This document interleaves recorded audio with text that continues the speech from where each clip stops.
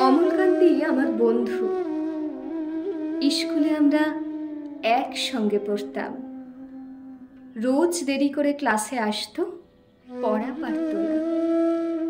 শব্দরূপ জিজ্ঞেস করলে এমন অবাক হয়ে জানলার দিকে তাকিয়ে থাকতো যে দেখে ভারী কষ্ট হতো আমাদের। আমরা কেউ মাস্টার হতে চেয়েছিলাম, কেউ ডাক্তার, কেউ উকিল। অমলকান্তি সেসব কিছু হতে চায়নি।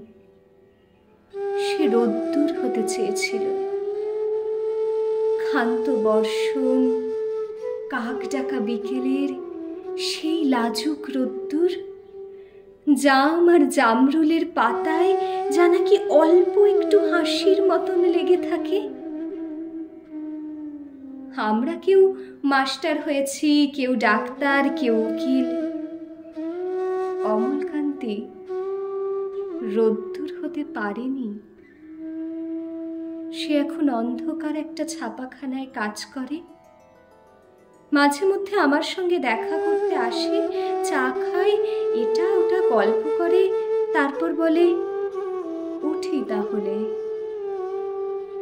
আমি ওকে দরজা পর্যন্ত এগিয়ে দিয়ে আসি।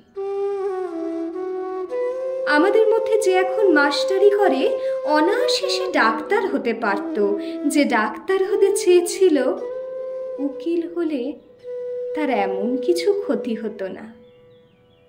অথচ সকলেরই ইচ্ছে পূরণ হলো এক অমলকান্তি ছাড়া।